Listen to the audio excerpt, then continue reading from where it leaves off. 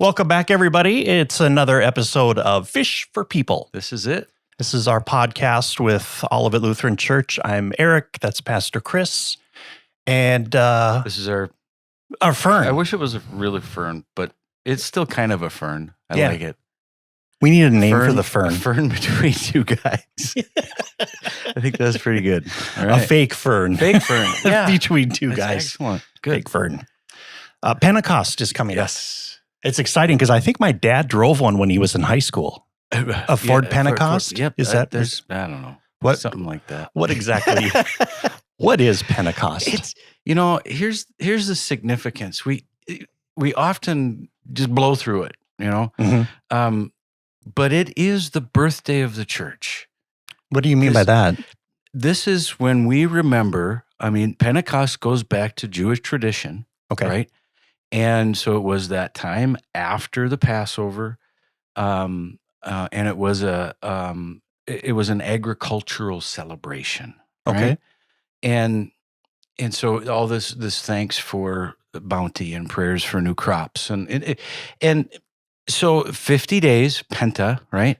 Okay. After the resurrection, Peter and the other disciples are at the temple courtyard, and they're sharing things, and Peter is preaching, right? And actually, before he's preaching, the Spirit comes among the people in the wind, and it says tongues of fire, which I don't know exactly what that is, but it sounds cool, tongues of fire, and the wind is blowing, and it's like the gift of the Spirit is here. And then Peter, in his sermon, explains, here's what it means about this Jesus. And so it's the birthday of the church. This is the place from which they're all sent forth. And it reminds us and celebrates this gift of the Spirit for us now and always. And we do kind of blow past it because we're getting to, we call it the season of Pentecost. And in other traditions, they'll simply call it ordinary time. Ordinary time. It's just ordinary. Compared to like special time, Christmas and Advent and things like that? Exactly. Okay. Exactly. Okay. So, in the church, there's a rhythm to it, and it makes sense to us because Advent, Advent, we're preparing, we're waiting we're waiting for Christ to come again to celebrate that first coming and his birth. And then Epiphany, this how Jesus is revealed in our midst and what it means to follow. And then Lent, that time again, it's still preparation, and it's a penitent time and a reflective time, right, to bring us to Holy Week and Easter. Easter's this great celebration. We get to the birthday of the church, and then we've got 6 months of ordinary. It's just ordinary, and that, I think, in my experience, and as I look at others too, it's the ordinary times where it's most difficult to follow Jesus. The most maybe trying to maintain some kind of discipline in our connection with God. Okay, yeah, and that I believe as well makes the day of Pentecost all the more significant for us. Because this is the Spirit, right? That's no different. It's the Spirit of Christ, which is the same Spirit where Jesus, the Spirit, God, the one being, right, was at creation and always has been. So it's not a different. This is the Spirit that moved over the waters of creation, that breathed into that first human being. And this is that Spirit of the risen Christ now, to be with us. And I think that's it, because ordinary time is the most difficult to remember and live out, that God is still with us and active. Right. A lot of times when we're experiencing something maybe in our lives that is trying, difficult, that's when we go back to focus. Right. On God and focus on prayer and focus on our need. But what you're saying is that it's always here. Always. And we do need to keep that focus. So here's the first example. If we look at the 4 Gospels that we have in the New Testament, we, as far as we can tell, we believe this, that Mark was written down first, Okay. maybe 40 years or so after the resurrection. Okay. Right? And then Matthew within the next decade or so, and then Luke around the same time or maybe a little after Matthew, and then somewhere between probably 90 and 100 AD is when the Gospel of John was written down. Now, if you take them in that chronological order, the importance and the role of the Spirit increases in each one of those Gospels. Oh, it does. Okay. So we know the Spirit is there as Mark tells the story. A little bit more when Matthew gives us the account. A little bit more when Luke does, and a lot in John's Gospel. And it's because those very earliest Christians really thought that Jesus saying, "I will return," they thought it was like imminent, like was going to happen in their lifetime. And you can read that throughout the writings of St. Paul too. Early on, he really expected that. And then when he realized it might not happen while I'm still here. But the further you get away from the resurrection and realizing that this might not happen in my lifetime, the importance and the role of the Spirit increases, because it is the presence of the risen Christ, the presence of God from creation all the way through with us now. So Jesus wasn't physically with them anymore in that bodily sense, right? But in this new way. And that's where we are. So I was thinking of it like this. Why, first, why is this important? What difference does it make? Why does it matter?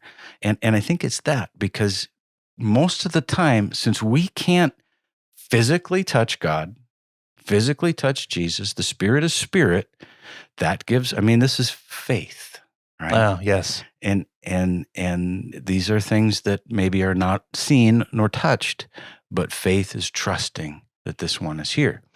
So we're parents, right? Yep. I've got 2 kids. They're grown. You've got 4 kids. They're kind of grown. Some are. Some are grown more than me. And so as a parent, right, we always feel when our kids are going through something. Oh, yeah. Whatever it is. They could be rejoicing. They could be in a celebration. They might be hurt or sad, or they're suffering. They got a struggle. And we feel with them and for them. What do we do? And I find this now when my kids are not right here.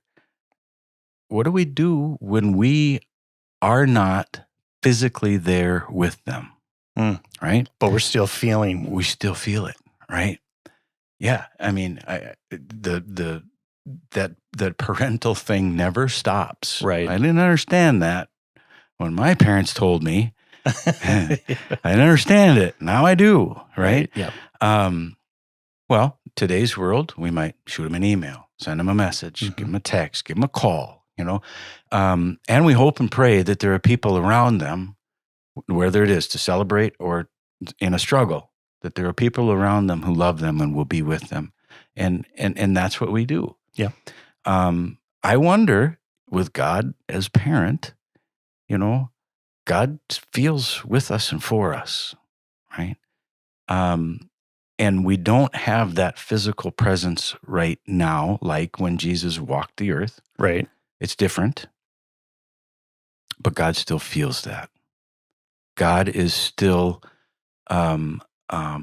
wanting us to know that God is here with us to go through, to experience, to carry, to heal, to love, to weep, to rejoice in whatever is happening in our lives. Just like a parent, when we want to reach out and be with and be a mom or a dad to our kids. And I believe God is the same way. And right then, what else does God do? God does this in this really powerful and we'll call it supernatural way, right? Mhm. This is the realm of the Spirit, but also through the gift of the church, each other. Oh, yes. You know, if I can't be there with or for my kids physically when they've got a great thing or a difficult thing, I love that they have a spouse and a significant other and really good friends to be there with them, to celebrate, to weep, to all of those things. It's their village. That's it. And that's what the congregation is. That's it's our exactly village. That's exactly it. Yeah. That, we can experience all those things together. Right. And that is how that Spirit is working too. And that's why Pentecost is this gift of the Spirit and the birth of the church, because it's God in Spirit working in and through and among us. And I find that pretty cool. Yeah. And, I think, here, this last Sunday, right, we had a baptism. Oh, and yep. And it was pretty cool, right? It was, and I always love when they're my kids, right? If I've had kids in confirmation, they're my kids, Yep. forever. And now they bring their kids, and are a part of the life of the church. And I can't describe that blessing. It's the best thing. But here's little Harper. She's a little over a year old, 16 months, something like that, and it comes time for the actual baptism with the water. Right. Dad was holding her. Yep. And when they leaned back, that wonderful little girl, she clung to Dad's neck, had her hand around his neck tight. Yes. And as they went back over and we baptized her, and she was hanging on to Dad. And I couldn't help but think right in that moment, that is one of the most beautiful things I've ever seen. Mm-hmm. We trust in baptism and all other things that God is with us. The Spirit is here working in us, through us, for us, among us, in spite of us, all of those things. Yep. And God gives us each other to hang on to in this gift of the church. And so as we're moving into summer, we're moving into all these other kinds of things, into what much of our world calls ordinary time. And it's just ordinary. Mm-hmm. But God is still working and active. And I really hope and pray that somehow we can make that connection, that no matter where we are, no matter what we're going through, the Spirit is there with us and for us. And I find that really encouraging as we look at this celebration. Yeah, because a lot of times when we're going through those difficult things, it's the question of, where are you, God?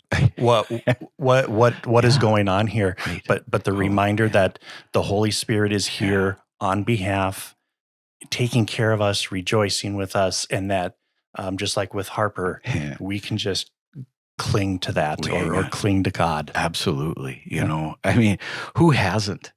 No matter what is going on, I think probably everybody. When stuff's going on, you go, God even real? Mm-hmm. Where are you? You didn't care? And I find it very honest to ask that question. You get that feeling, God's big enough to take it. If you're angry, let God know. I believe God's big enough to take it. Mm-hmm. And I'm pretty sure God's heard it before, from a lot of other people. Yep. But then, keep your eyes open. Keep your heart open. And listen and look and love those who are around you. And you will see the work of the Holy Spirit in our midst. And then somehow, I wish I could explain it. I can't. That Spirit just tugs our hearts right back to God's. And that's what I'm hanging on to that. Right. Every single day. And we're going to have those times where, what are you doing, Lord? What's going on?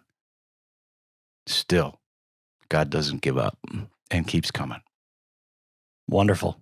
That's Pentecost. Pentecost. Celebrate this church and celebrate this gift of God's Spirit with us always. Thank you.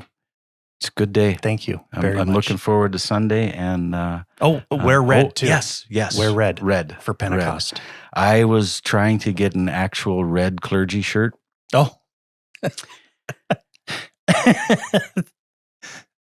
You can find them. Oh, you can? Yeah. Oh, I didn't even know they exist. But I couldn't find the one I needed in a short sleeve. And the only ones were apparently, my arms are way too short for my neck and shoulders, apparently, because the sleeves would have come down to here and I would have been, happy Pentecost, everybody. Yeah, so I didn't get one. So I'll wear a red rose. I have no idea. Something red. All right. I'll find something. Come to church on Sunday and find out. We'll find out.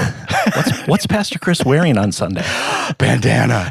Yes, I'm going to wear a bandana on Sunday. on the Willie. top? It's in honor of Willie Nelson. I'll be wearing a red bandana. All right.